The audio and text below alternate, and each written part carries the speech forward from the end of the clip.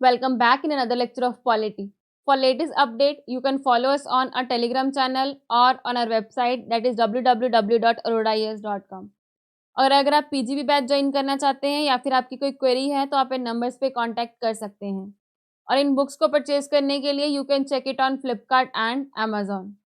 सो continue करते हैं हमारा चैप्टर पार्लियामेंट। सो आज के लेक्चर में हम देखेंगे leaders in the parliament.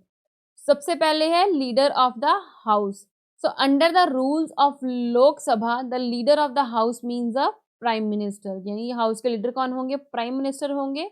and if he is a member of लोक सभा and there is also a leader of the house in the राज्य सभा में भी लीडर होंगे and he is a minister and a member of राज्य सभा, और वो जो है मिनिस्टर हो सकते हैं, राज्यसभा के मेंबर हो सकते हैं या फिर उनको प्राइम मिनिस्टर के द्वारा भी नॉमिनेट किया हुआ हो सकता है। सो नेक्स्ट आते हैं लीडर ऑफ द ओपोजिशन में, यानी कि जो ओपोजिट पार्टी है उनके leader. In each house of the parliament के हर हाउस में लीडर ऑफ ओपोजिशन होते हैं। कौन होते हैं वो लीडर ऑफ ओपोजिशन? जो लार्जेस्ट ओपोजिशन पार्टी होती है उनके leader. Have not less than 1/10 seats of the total strength of house, यानी कि उनके पास जो सीट्स हैं हाउस में वो 1/10 से कम नहीं होनी चाहिए, यानी कि जिनके पास हाउस में 1/10 सीट होंगी उनको ही as a leader of opposition माना जाएगा। The leader of the opposition has a significant role to play, यानी कि जो लीडर होते हैं ओपोजिशन के उनके पास सिग्निफिकेंट रोल होता है, बिकॉज जितने भी गवर्नमेंट पॉलिसीज वगैरह लाती हैं तो उनमें जो भी खामियां होती हैं वो इन्हीं के द्वारा बताई जाती हैं। His main functions are to provide a constructive criticism of the policies of the government, यानी कि गवर्नमेंट के द्वारा जो भी पॉलिसीज लाई गई हैं उनके लिए जो भी कंस्ट्रक्टिव क्रिटिसिज्म प्रोवाइड करते हैं वो ओपोजिशन के लीडर ही प्रोवाइड करते हैं। सो नेक्स्ट आती है विप। सो विप क्या होती है? Office of a whip is based on the convention of the parliamentary government, यानी कि विप के बारे में हमारे कॉन्स्टिट्यूशन में कुछ भी नहीं दे रखा है, कुछ भी नहीं लिखा गया है वहां पे। और जो विप का ऑफिस है वो सिर्फ पार्लियामेंट्री कन्वेंशन पे बेस है, यानी कि एक प्रथा टाइप चली आ रही है। और हर जो पॉलिटिकल पार्टी होती है, चाहे वो रूलिंग पार्टी हो चाहे वो अपोजिशन हो, उन सबके अपने विप होते हैं, विप एक मेंबर होते हैं। और he is appointed by the political party to serve as a assistant floor leader, और इनको उसी पॉलिटिकल पार्टी के द्वारा ही अपॉइंट किया जाता है। और इनका काम क्या होता है? He is charged with the responsibility of ensuring the attendance of his party member in large number and securing their support in favor or against the particular issue। और इनके पास क्या काम होता है? विप क्या करते हैं कि जो उनकी पार्टी के मेंबर्स हैं उनका जो प्रेजेंट अटेंडेंस होती है हाउस में उसको इंश्योर करते हैं और सपोर्ट करते हैं कि अगर फेवर में बात करनी है या फिर अगेंस्ट बात करनी है कुछ पर्टिकुलर इशू की। So he regulate and monitor their behaviour in the parliament, उनके जो पार्लियामेंट में बिहेवियर एंड मॉनिटर करते हैं वो। The members are suppose to follow the directives given by the whip, यानी कि विप जो भी उनको डायरेक्शंस देगी, अगर विप कहेंगे कि आपको फेवर में बात करनी है किसी इशू के तो वो सारे मेंबर्स जो फेवर में बात करेंगे। अगर विप उनको बोल देते हैं कि आपको अगेंस्ट बात करनी है तो उनको अगेंस्ट ही बात करनी होगी। बट अगर कोई मेंबर उनकी बात नहीं मानता है तो उनके खिलाफ डिसिप्लिनरी एक्शन लिया जा सकता है। सो नेक्स्ट आते हैं सेशन ऑफ द पार्लियामेंट। सबसे पहला आता है समनिंग। तो प्रेसिडेंट जो है from time to time summon each house of the parliament, तो जैसे ही किसी सेशन को बुलाना होता है प्रेसिडेंट को, तो प्रेसिडेंट उस टाइम पे हर हाउस को समन भेजते हैं सेशन के लिए। और जो मैक्सिमम गैप है 2 सेशन के बीच पार्लियामेंट के वो 6 मंथ से ज़्यादा नहीं होना चाहिए। तो पार्लियामेंट है should meet at least twice a year, कि कम से कम जो पार्लियामेंट है वो साल में 2 बार तो मिलनी चाहिए। तो यहाँ पे 3 सेशन होते हैं हमारे पार्लियामेंट के। फर्स्ट इज बजट सेशन जो फरवरी से लेके मई तक चलता है। सेकंड इज मॉनसून सेशन जो जुलाई से लेके सितंबर तक चलता है। नेक्स्ट इज विंटर सेशन जो नवंबर से लेके दिसंबर तक चलता है। सो नेक्स्ट आता है एडजॉर्नमेंट। सो एडजॉर्नमेंट का क्या मतलब है? A session of the parliament consist of many meetings, each meeting of a day consist of 2 sittings and that is morning sitting from 11 AM to 1 PM and post lunch sitting. यानी कि जो parliament के sessions होते हैं उसमें काफ़ी सारी meetings होती हैं पार्लियामेंट के मेंबर्स की, और उसमें 2 सिटिंग्स होती हैं। एक तो होती है मॉर्निंग सिटिंग, दूसरी होती है पोस्ट लंच सिटिंग। यानी कि मॉर्निंग सिटिंग होती है 11 AM से लेके 1 PM तक, और 1 पीएम से लेके 2 पीएम तक लंच होता है और उसके बाद की जो सिटिंग होती है 2 पीएम के बाद की, उसको पोस्ट लंच सिटिंग बोला जाता है। A sitting of the parliament can be terminated by adjournment or adjournment sine die or prorogation or dissolution in case of the लोक सभा की जो सिटिंग है पार्लियामेंट की, उसको एडजर्न किया जा सकता है, वहीं पे टर्मिनेट किया जा सकता है, ये कि कुछ स्पेसिफाइड टाइम के लिए, जैसे होता है कि सस्पेंड कर दिया उसको, मान के 1 घंटे के लिए या फिर 1 दिन के लिए या फिर 1 वीक के लिए, यानी कि कोई स्पेसिफिक टाइम दिया जाएगा वहाँ पे अगर एडजर्नमेंट का केस है। बट अगर एडजर्नमेंट साइन डाई का केस है तो वहाँ पे कोई भी स्पेसिफिक टाइम जो है वो नहीं दिया जाएगा कि इतने टाइम के लिए जो है हाउस को एडजर्न किया जा रहा है। यानी कि adjournment sine die means terminating a sitting of parliament for an indefinite period, कि जो पार्लियामेंट की सिटिंग है उसको इनडेफिनेट पीरियड के लिए टर्मिनेट किया जा रहा है, यानी कोई भी स्पेसिफिक टाइम वहाँ पे नहीं दिया जा रहा है कि अगली जो सिटिंग है वो इस टाइम पे होगी। The power of adjournment as well as adjournment sign die lies with the presiding officer of the house, कि उस टाइम पे जो भी हाउस को प्रिसाइड कर रहा होगा ये पावर उसके पास होगी। He can also call a sitting of the house before the date or time, यहाँ पे वो जो मेंबर होंगे वो टाइम से पहले भी हाउस को सिटिंग के लिए बुला सकते हैं, to which it has been adjourned और at any time after the house has been adjourned sign die, और अगर उसके बाद भी जिस टाइम पे हाउस को एडजर्न साइन डाई कर दिया गया है तो उसके टाइम के बाद भी जो है वो सिटिंग के लिए बुला सकते हैं। नेक्स्ट आता है प्रोरोगेशन। सो प्रोरोगेशन में क्या होता है, द प्रिसाइडिंग ऑफिसर वो स्पीकर हो सकते हैं in the case of Lok Sabha और वो चेयरमैन हो सकते हैं in the case of a Rajya Sabha. Declare the house adjourn sine die when the business of a session is a completed, कि मतलब जो सेशन जैसे कंप्लीट हो जाएगा उसके बाद ही वो जो प्रिसाइडिंग ऑफिसर होंगे वो डिक्लेयर कर देंगे एडजर्न साइन डाई को, और उसके कुछ दिन बाद ही जो प्रेसिडेंट है वो नोटिफिकेशन इशू कर देंगे प्रोरोगेशन के लिए। मतलब हाउस उस टाइम पे सेशन जो था वो तो जो था एडजर्न हो चुका था इन टाइम इनडेफिनिट टाइम के लिए, बट जो प्रॉपर सेशन जो है वो जो खत्म होता है after the president prorogation, president के प्रोरोगेशन के इशू करने के बाद ही माना जाता है कि अब जो सेशन है वो खत्म हो चुका है। However the president can also prorogue the house while in a session, जो प्रेसिडेंट है वो सेशन के टाइम पे भी प्रोरोग कर सकते हैं हाउस को। नेक्स्ट आता है डिसोल्यूशन। जैसे कि हमें पहले ही पता है कि जो राज्यसभा है वो एक परमानेंट हाउस है, यानी कि उसकी कोई भी डिसोल्यूशन नहीं होती है, सिर्फ लोकसभा है जिसको डिसॉल्व किया जा सकता है। Unlike a prorogation a dissolution ends the very life of a existing house, तो यहाँ पे प्रोरोगेशन की तरह ही जो हाउस है उसको हटा दिया जाता है और डिसोल्यूशन से, और न्यू हाउस को कॉन्स्टिट्यूट किया जाता है इलेक्शंस करवा के फिर। The dissolution of the Lok Sabha में takes place in either of the two ways, दो तरीके हैं जिनसे डिसॉल्व किया जा सकता है लोकसभा को। फर्स्ट इज ऑटोमेटिकली डिसोल्यूशन, की जो लोकसभा है उसका जो टेन्योर है वो कंप्लीट हो चुका है 5 ईयर्स का, या फिर when a president decide to dissolve the house, जिस टाइम पे प्रेसिडेंट डिसाइड करें हाउस को डिसॉल्व करने के लिए। कैसे कर सकते हैं वो, when the Lok Sabha is dissolve all business including bills, motions, resolutions, notice, petitions and so on pending before it or its committees lapse, कि जिस टाइम पे लोकसभा डिसॉल्व होगी प्रेसिडेंट के द्वारा की जाएगी या फिर वैसे होगी तो उस टाइम पे सारे जो बिल्स होंगे, मोशंस होंगे, रेजोल्यूशंस होंगे, जितने भी पेंडिंग पड़े होंगे तो वो सारे भी लैप्स हो जाएंगे, यानी कि वो भी वहीं वहीं पे खत्म हो जाएंगे। दे मस्ट बी री introduce in the newly constituted Lok Sabha, यानी कि जिस टाइम पे न्यू लोकसभा इलेक्ट होके आएगी तो उस टाइम पे उनको फिर से री इंट्रोड्यूस किया जा सकता है। The position with respect to the lapsing of bill is as follows.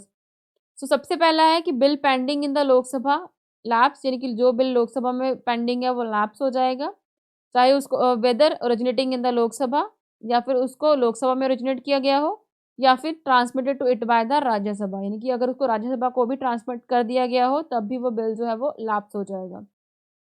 A bill passed by the Lok Sabha but pending in the Rajya Sabha lapsed, कि अगर कोई बिल जिसको लोकसभा ने पास कर दिया था बट अभी वो राज्यसभा में पेंडिंग पड़ा है तो वो बिल भी लैप्स हो जाएगा, यानी कि खत्म हो जाएगा। Next is a bill not passed by the two houses due to disagreement and if the president has notified the holding of a joint sitting before the dissolution of the Lok Sabha does not lapse, कि अगर कोई bill दोनों houses के द्वारा जो है पास नहीं किया गया था, बिकॉज डिसएग्रीमेंट का जो है वहाँ पे काम हो रहा था, दोनों हाउसेस एग्री नहीं हो रहे थे उस बिल पे, और उस लोकसभा के डिसॉल्व होने से पहले ही जो प्रेसिडेंट है उन्होंने जॉइंट सिटिंग को होल्ड करने के लिए नोटिस दे दिया था, तो उस टाइम पे वो जो बिल है वो लैप्स नहीं होगा।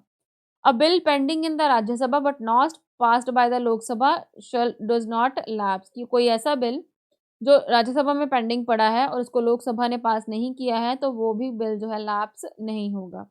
A bill passed by both the houses but pending assent of the president does not lapse, कि कोई ऐसा बिल जिसको दोनों हाउसेस ने पास कर दिया है बट उसको प्रेसिडेंट की एसेंट नहीं मिली है, तो वो बिल भी जो है वो लैप्स नहीं होगा। A bill passed by both houses but returned by the president for reconsideration of the house does not lapse, कि कोई ऐसा बिल जिसको दोनों हाउसेस ने पास कर दिया था बट उसको प्रेसिडेंट ने रिटर्न कर दिया है रिकंसिडरेशन के लिए, तो वो बिल भी लैप्स नहीं होगा। सो यहाँ पे हम देखेंगे क्वोरम क्या होता है। क्वोरम क्या होता है, is a minimum number of the members required to be present in the house before it can transact any business, कि किसी भी लॉज या रूल्स एंड रेगुलेशंस के लिए हाउस में या फिर किसी बिल को बनाने के लिए किसी बिजनेस के लिए कुछ मिनिमम नंबर ऑफ मेंबर्स का हाउस में प्रेजेंट होना ज़रूरी है, तो उसको क्या बोलते हैं, क्वोरम। और कितने होते हैं वो, 1/10 of the total number of the members in each house, यानी कि हर हाउस के जितने मेंबर्स हैं उनका 1/10, और इंक्लूडिंग प्रिसाइडिंग ऑफिसर, यानी कि प्रिसाइडिंग ऑफिसर को इंक्लूड करने के बाद जो उसका 1/10 बनेगा, उतने मेंबर्स जो है वो हाउस में प्रेजेंट होने चाहिए, तब ही जो है किसी बिल पे बात चलेगी, अदरवाइज नहीं होगी वहाँ पे।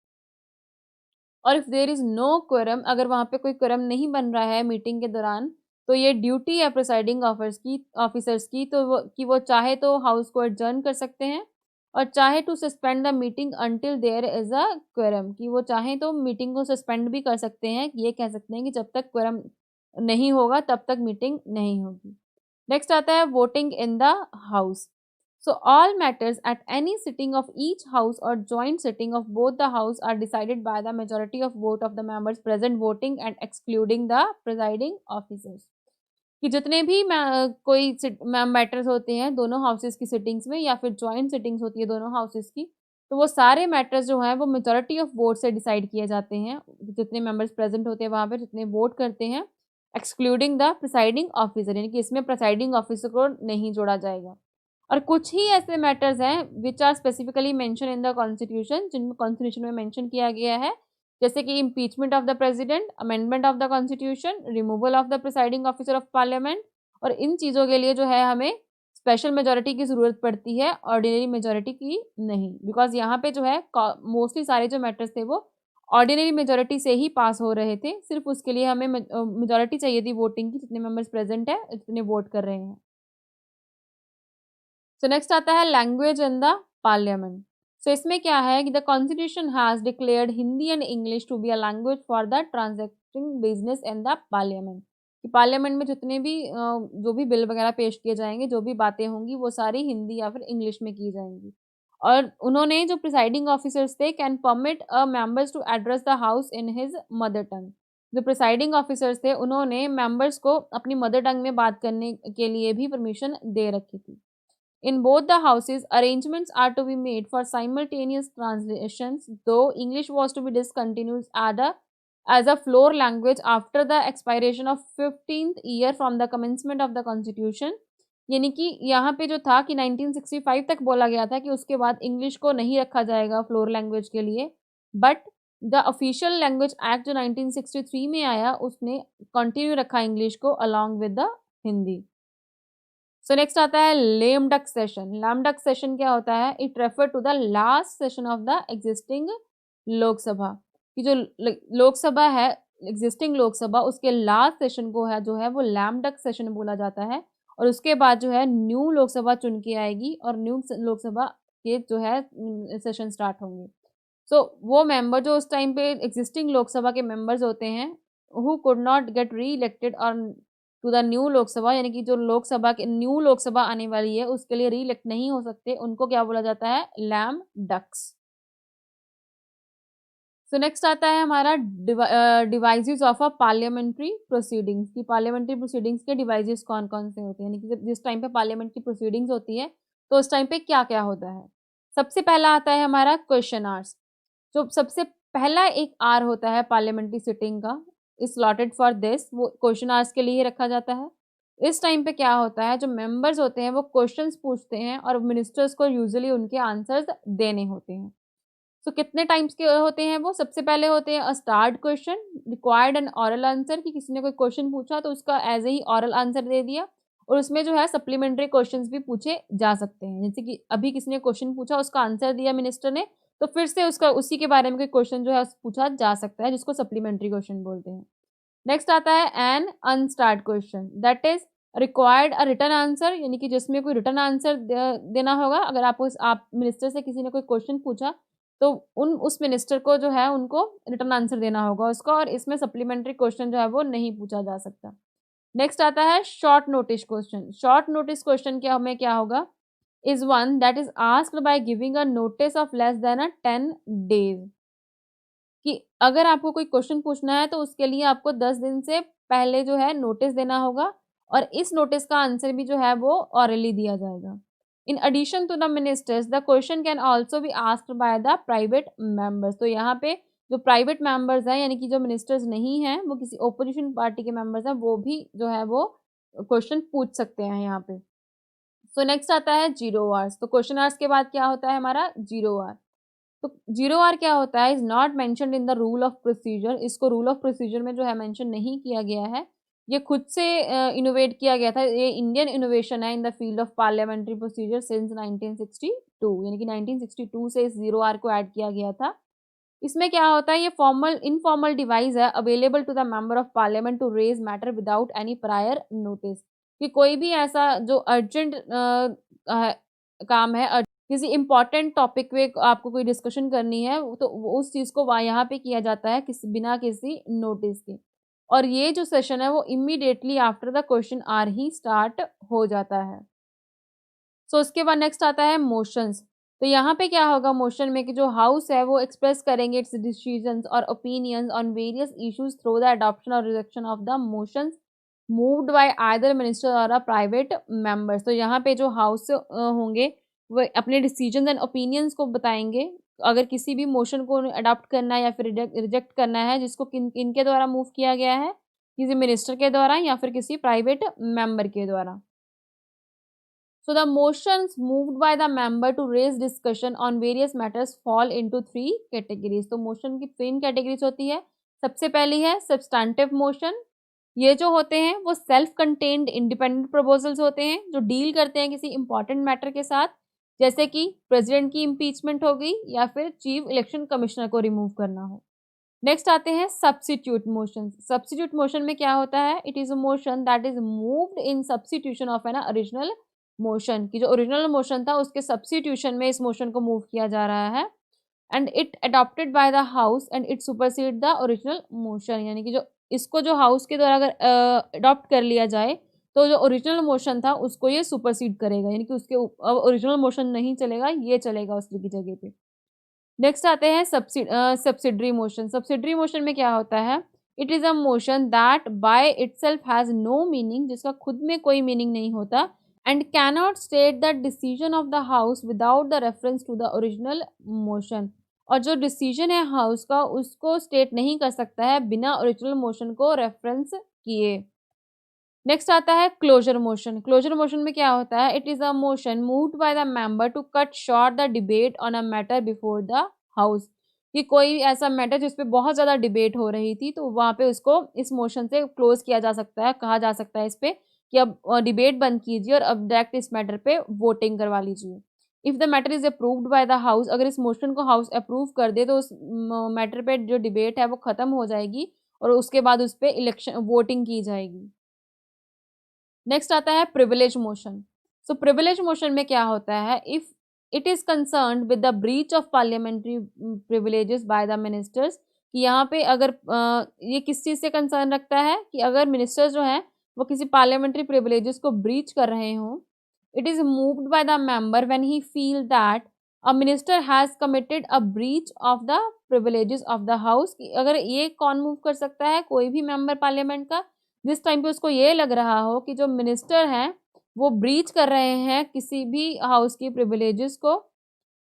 सो नेक्स्ट आता है calling attention motion. So calling attention motion में क्या होता है, it is introduce in the parliament by a member.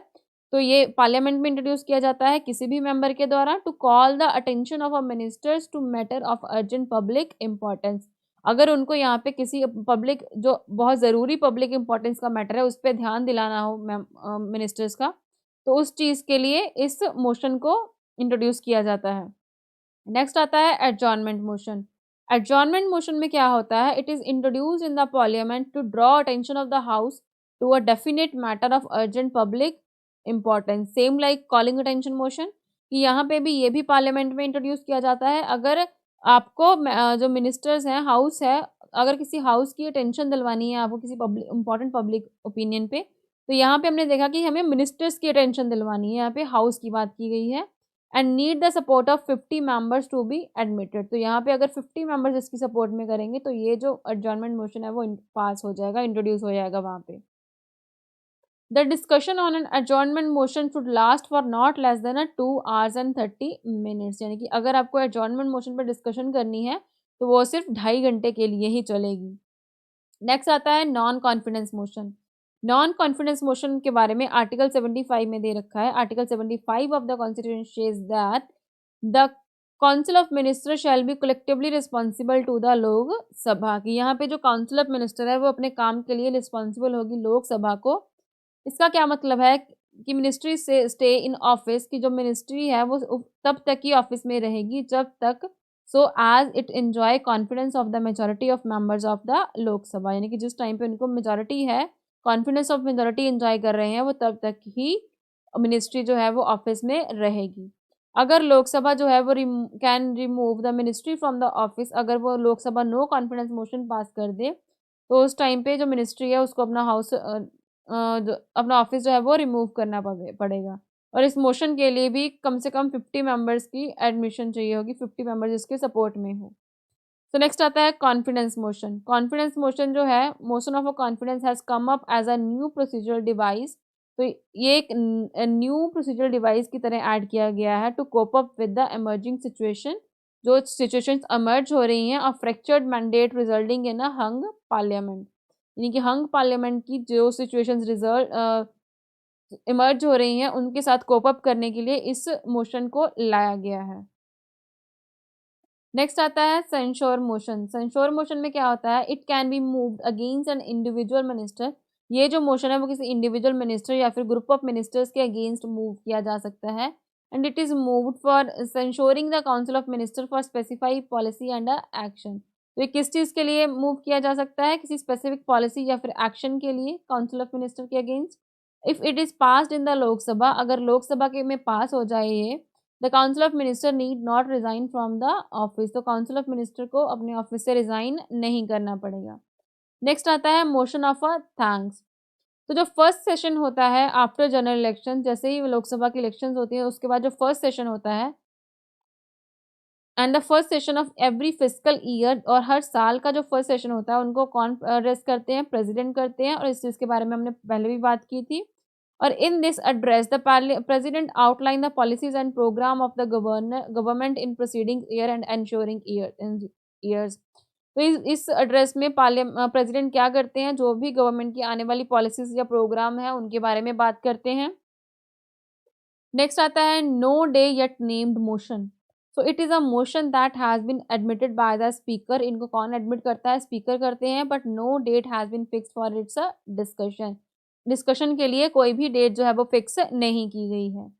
The speaker after considering the state of business in the house and in consultation with the leader of the house or on the recommendation of the business advisory committee allot a day or days or part of days for the discussion of a such motion। ये जो speaker हैं वो state of business consider करने के बाद ये leader of house से consult करेंगे या फिर किसी बिजनेस एडवाइजरी कमेटी से कंसल्ट करेंगे। सो उनसे कंसल्ट करने के बाद एक दिन या फिर काफ़ी दिन या फिर किसी दिन का एक पार्ट जो है उसको इसकी डिस्कशन के लिए अलॉट कर सकते हैं। नेक्स्ट आता है point of order. So point of order में क्या होता है, a member can raise a point of order when the proceeding of the house does not follow the normal rule of a procedure, कि अगर जो house की proceedings है वो नॉर्मल जो रूल है प्रोसीजर्स के वो फॉलो नहीं कर रहे हैं, तो उस टाइम पे जो मेंबर हैं वो पॉइंट ऑफ ऑर्डर को रेज कर सकते हैं। A point of order should related to the interpretation और enforcement of the rules of the house. यहाँ पे जो पॉइंट ऑफ ऑर्डर है वो किसी इंटरप्रिटेशन के अगेंस्ट होना चाहिए या फिर कोई रूल जो है एनफोर्स किया जा रहा है हाउस के द्वारा उसके रिलेटेड होना चाहिए। और such article of the constitution that regulate the business of the house. Next is this is usually raised by the opposition member. ये यूजुअली जो है ओपोजिशन के मेंबर्स के द्वारा रेज किया जाता है गवर्नमेंट को कंट्रोल करने के लिए, उनके ऑर्डर्स को, ताकि जो गवर्नमेंट है रूलिंग वो ढंग से काम करे। It is an extraordinary devices as it suspend the proceeding before the house. So next is no debate is allowed on the point of order. यहाँ पे कोई भी पॉइंट ऑफ ऑर्डर के अगेंस्ट डिबेट नहीं होगी। So next आता है half an hour discussion. Half an hour discussion में क्या होता है, it is mean for discussing a matter of sufficient public importance, कि कोई ऐसा मैटर जो बहुत पब्लिक इंपॉर्टेंस के लिए जरूरी है तो उस चीज़ पे अगर बात करनी है तो वो यहाँ पे होगी। तो स्पीकर जो है इसके लिए 3 दिन अलॉट करेंगे एक हफ्ते में। नेक्स्ट आता है short duration discussion. It is also known as 2 hour discussion. इसको 2 आवर डिस्कशन भी बोला जाता है। As time allotted for such discussion should not exceed 2 hours, because ऐसी जो डिस्कशन है वो सिर्फ 2 घंटे के लिए की जाती है और 2 घंटे से ज़्यादा टाइम जो है उसके लिए एक्सीड नहीं किया जाता। The member of the parliament can raise such discussion on a matter of urgent public importance. जो मेंबर है पार्लियामेंट के वो इस डिस्कशन को रेज कर सकते हैं किसी पब्लिक इंपॉर्टेंस के मैटर के लिए। और जो स्पीकर हैं वो इसके लिए 2 दिन अलॉट करते हैं एक हफ्ते में। नेक्स्ट आते हैं स्पेशल मेंशन। इसमें क्या होता है, a matter which is not a point of order, कोई ऐसा मैटर जो पॉइंट ऑफ ऑर्डर के अंदर भी नहीं आ रहा, और which cannot be raise during a question hour, जिसको क्वेश्चन आवर के दौरान भी जो है रेज नहीं किया जा सकता, ना ही हाफ एन आवर डिस्कशन में रेज किया जा सकता है, शॉर्ट आवर ड्यूरेशन और under adjournment motion, calling attention motion, और under any rule of the house can be raised under the special attention mention in the Rajya Sabha. यानी कि जितने भी हमने ऊपर पहले बात की है, अगर कोई भी ऐसा मैटर जो है उनमें नहीं रेज किया जा सकता है तो उसको under special mention in the Rajya Sabha में रेज किया जाएगा। सो नेक्स्ट आता है रेजोल्यूशन। रेजोल्यूशन में क्या होगा, a member can remove resolution to draw the attention of the parliament और government to matter of a general public interest. यहाँ पे अगर पब्लिक के इंटरेस्ट के लिए कोई मैटर बहुत इंपॉर्टेंट है तो उस पर ध्यान दिलाने के लिए यहाँ पे पार्लियामेंट के कोई भी मेंबर जो हैं वो रेजोल्यूशन मूव कर सकते हैं। सो रेजोल्यूशन की 3 कैटेगरीज है। First is private member resolution, जिसको किसी प्राइवेट मेंबर के द्वारा मूव किया गया हो। सेकंड इज गवर्नमेंट रेजोल्यूशन, जिसको किसी मिनिस्टर के द्वारा मूव किया गया हो। नेक्स्ट इज स्टेचुटरी रेजोल्यूशन, जिसको प्राइवेट मेंबर या फिर मिनिस्टर कोई भी मूव कर सकता हो। नेक्स्ट आती है यूथ पार्लियामेंट। यूथ पार्लियामेंट में क्या होता है, the scheme of a youth parliament was started on the recommendation of a fourth all India whip conference, यानी कि जो fourth all India whip conference हुई थी उनके द्वारा इसको रिकमेंड किया गया था। और इसका मेन ऑब्जेक्टिव क्या था कि जितनी भी जंगर जनरेशन है उनको पार्लियामेंट के प्रोसीजर के बारे में पता लगे, उसकी प्रैक्टिसेस के बारे में पता लगे, to imbibe the spirit of discipline and tolerance cultivating character in the mind of youth, यानी कि यूथ के दिमाग में ये टॉलरेंस कल्टिवेटिंग का करेक्टर जो है वो इम्बाइब हो। To inculcate in the student community the basic value of a democracy, यानी कि जितनी भी स्टूडेंट कम्युनिटी है उनको बेसिक जो वैल्यू है डेमोक्रेसी की उसके बारे में बताया जाए और उसके बारे में उनको पता चले। तो यहाँ पे हमारा आज का लेक्चर कंप्लीट होता है। मिलते हैं अपने नेक्स्ट लेक्चर में, और नेक्स्ट लेक्चर में हम इसी चैप्टर को कंटिन्यू करेंगे। Thank you.